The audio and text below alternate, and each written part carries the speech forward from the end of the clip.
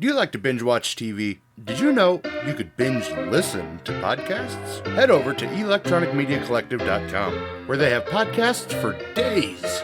You like podcasts about wrestling? They have that. Do you like podcasts about TV and film? They have that. Do you like podcasts about horror? EMC has that too. Do you like comedy? Do you like books? Guess what?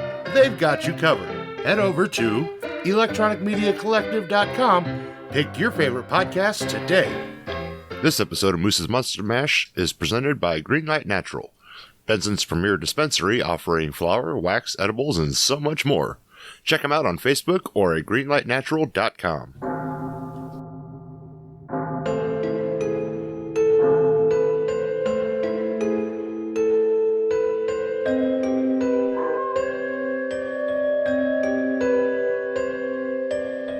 You're listening to Moose's Monster Mash.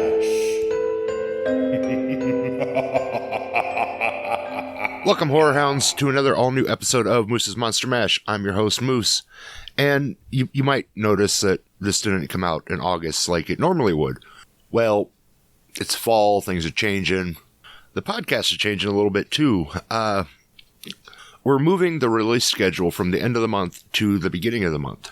Just seems to work better with listener schedule, my schedule, work, everything. So, you know, I didn't forget about you. We're just moving the time a little bit.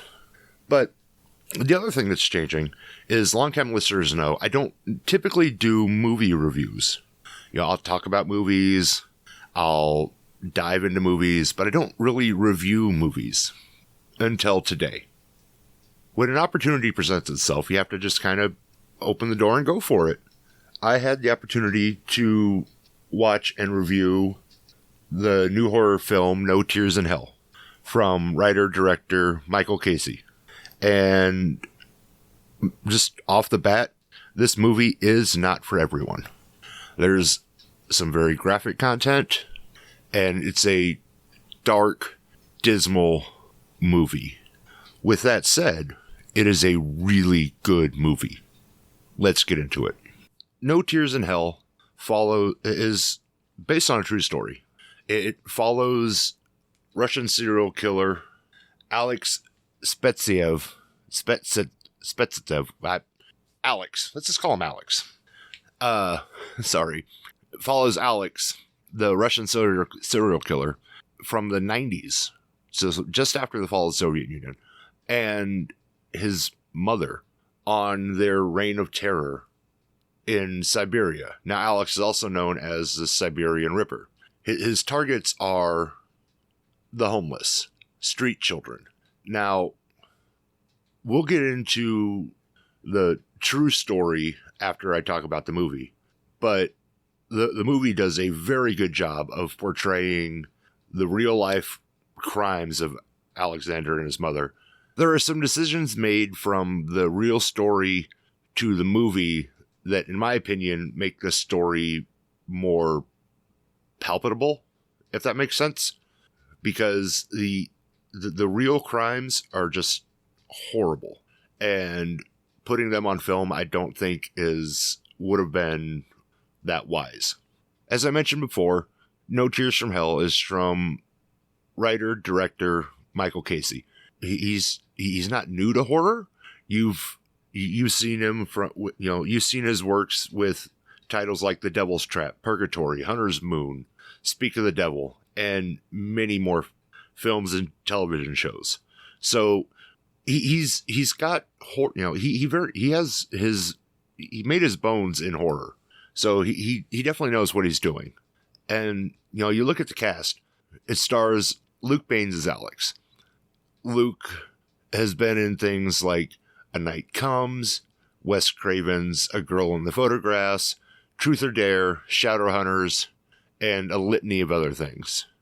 Opposite of Luke, you have Gwen Van Damme playing his mother, known for Halloween, Terror Out of the Sky, Star Trek Generations, Legion of the Dead, and over 100 other film and TV credits. So just out of the gate, you have the star power that just brings you to the screen. Now, when you're watching the movie, the tone of the movie is set instantly. There's this overcast of just bleakness throughout the whole film. And you feel that as you're watching it. It's just this utter feeling of hopelessness and despair.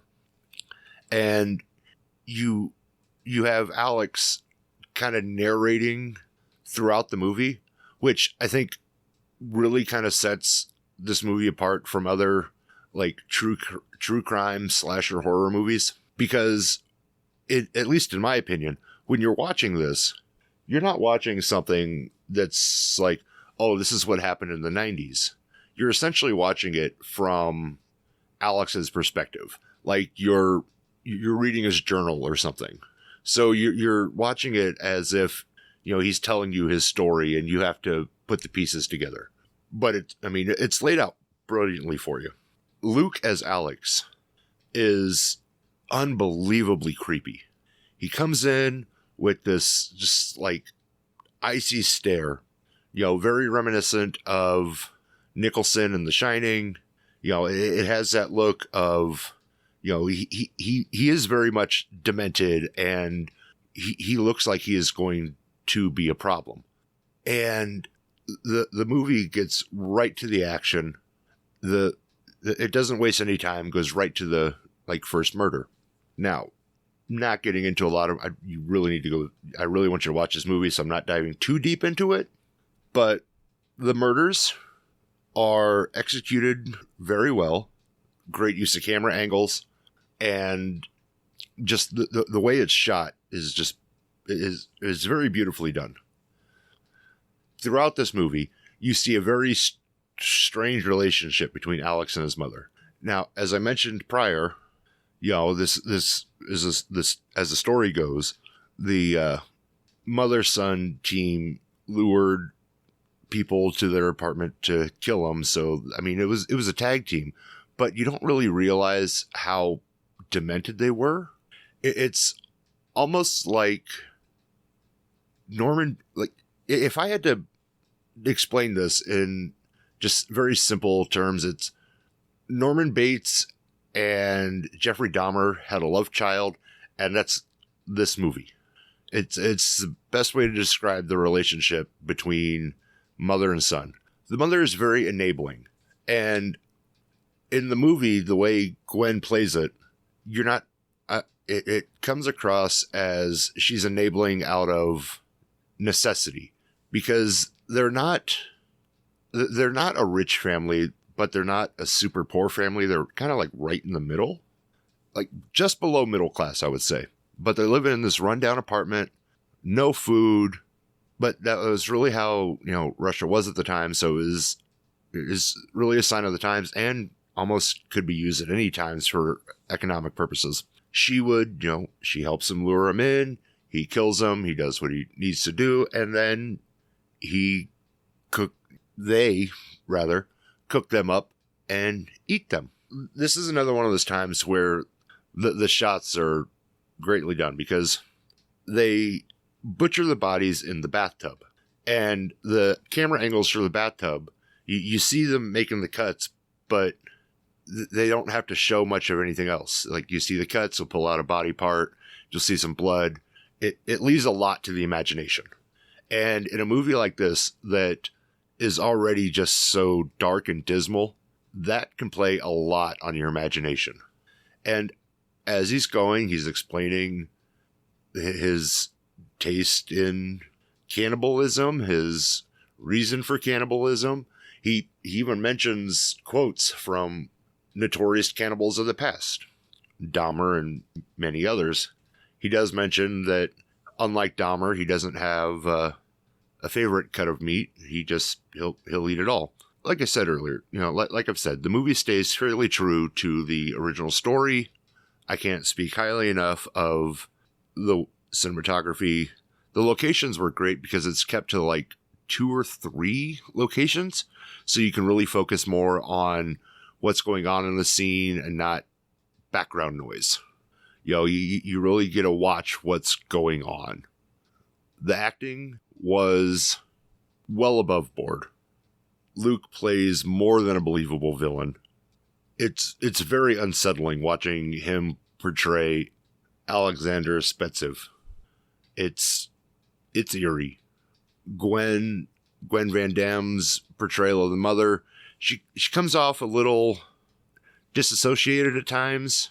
Sometimes she comes across as very aloof, but then very together. Like when she needs to be together, she's together.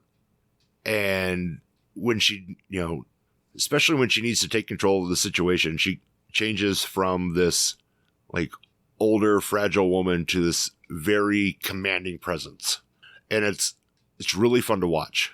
This movie definitely has rewatchability, and it's not like the other, horror, like it's not like the other true crimes, like I said, where it's, it's not a glow up of his story. It's very much a true retelling of his life, and it's dark. It makes you feel gritty. It leaves you feeling like crap, but it is so good.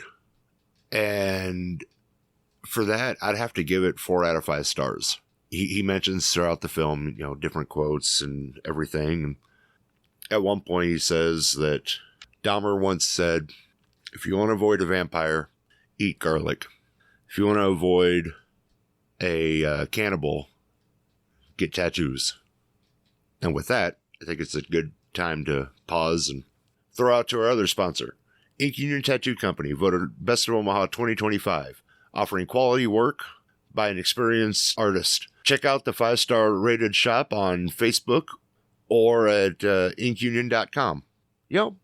Let's get into the story of Alex, which, if you haven't watched the movie yet and you don't want like any spoilers, now would be the time to probably pause or stop this episode, because talking about his life, you're going to learn kind of how the movie plays out. So definitely a spoiler warning.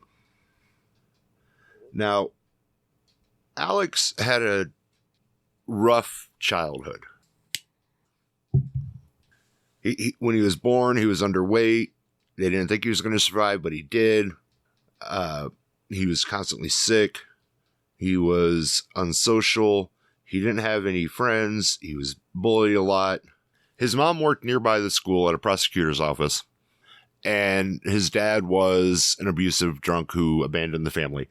Now, this is where the unusual relationship kind of starts, because she would bring home pictures of corpses from books and criminal cases and show them to Alex, and that would calm him down. And the two of them shared a bed until he was 12 years old. I don't think that's normal. 88, he meets his first girlfriend. They'd go for walks, do everything a boyfriend and girlfriend does. But as we've already established, he's not a normal guy. He's kind of aloof. He's off-putting. So he doesn't get along well with others. And he starts arguing with his girlfriend. They break up. He didn't accept the breakup. He kidnaps her, tortures her in his apartment for a month, and she dies of sepsis. So at the age of 18, he was assigned to a special psychiatric hospital and discharged in 91 after undergoing several treatments. That's when the story really picks up. When he gets out, he starts hanging out with transients, beggars, and he develops this just hatred of street children, which there were a lot of, and the movie talks about this, goes into some detail about this, about how it's the changing of the economy, and it's just that's where the country was at the time. And it potentially also has to do with an incident that happened while he was at the hospital. He had asked another patient to insert a metal ball into the end of his member to make him more virile, to make him stronger. Well, it didn't work. It had the opposite effect. and it gave him erectile dysfunction and genital pains. He started luring these kids in, and then his mom started to help him lure kids into their apartment. They chose them at just random kids. They would be tortured, killed, and occasionally eaten. And they became, these street kids became the main target because nobody would miss them. So it was like shooting fish in a barrel. He would torture and kill them, and his mother would usually cook and dispose of the bodies. She would, after they chopped up the bodies, throw the parts into the Abba River late at night, which is what ultimately leads to the investigation starting. Heads, torsos, arms of children that they couldn't identify just washed up on the banks of the river. And they didn't believe that this was a serial killer. They only believed that this was a mass murderer after a large group of kids disappeared. Originally, the investigators in the Regional Directorate of Internal Affairs suggested that organ smugglers were acting within the city's boundaries. Criminal gangs from the Caucasus regions were active in the area at the time, and police searched the baggage of outward flights, and several hundred international troops and police officers were deployed to search for the killer, who at some point was thought to be Oleg Ryklov. So Alex was getting away with this for a while. There was roughly a 5-year span. So they had all these troops looking for this guy, looking at flights. They're looking for organ smugglers. And Alex is discovered in October of 1996 by a plumber. You know, the plumber was sent to the apartment, and he sees what's going on. He calls the police.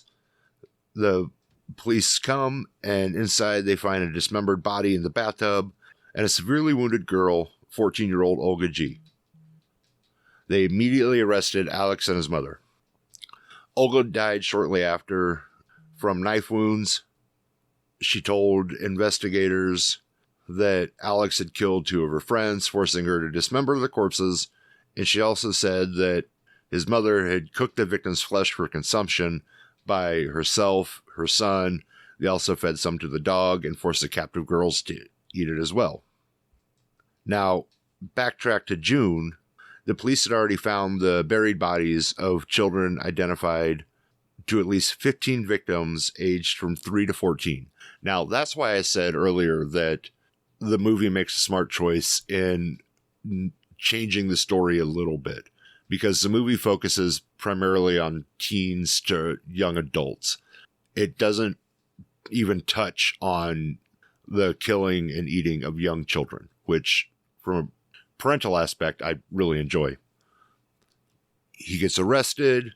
These were identified as possible victims of Alex, who, he initially says, yeah, those are mine. But he later says, nope, I didn't do it. A year later, he's convicted for the murders of Olga G and her 2 friends, but not for the other cases due to insufficient evidence. His mother sentenced to 13 years in prison for having assisted him. He is sentenced essentially to life in a psychiatric hospital. This is one of those times where you can't make this shit up. The truth is stranger than fiction. This just happened in the early 90s. I mean, this wasn't that long ago. And the weirder part is when you start looking into this story, it brings up like 3 or 4 other serial killers from the same region within a decade of each other. There's food for thought. 3 serial killers from about the same town, all active in about a 10 to 15 year time span. Now, Alex was only convicted of 4 murders, but he is suspected of killing more than 80 people. 80 plus people from 1991 to 1996. 5 years. One guy. End of the day, go check out No Tears in Hell. It's available on Amazon Prime. Really good movie. It stays very true to the original story, which in and of itself is graphic, gory, and just bleh. I look forward to seeing what else comes from Michael Caissie, and maybe we can get him on sometime and dive into that mind of his. In the meantime, you can find me and other great podcasters over at electronicmediacollective.com. Be sure to follow me on Facebook at Moose's Monster Mash and on YouTube at Moose Media Inc. I will post the links, all the links mentioned for No Tears in Hell, Greenlight Natural, and Ink Union Tattoo in the episode description. And until next time, Horror Hounds, mash on.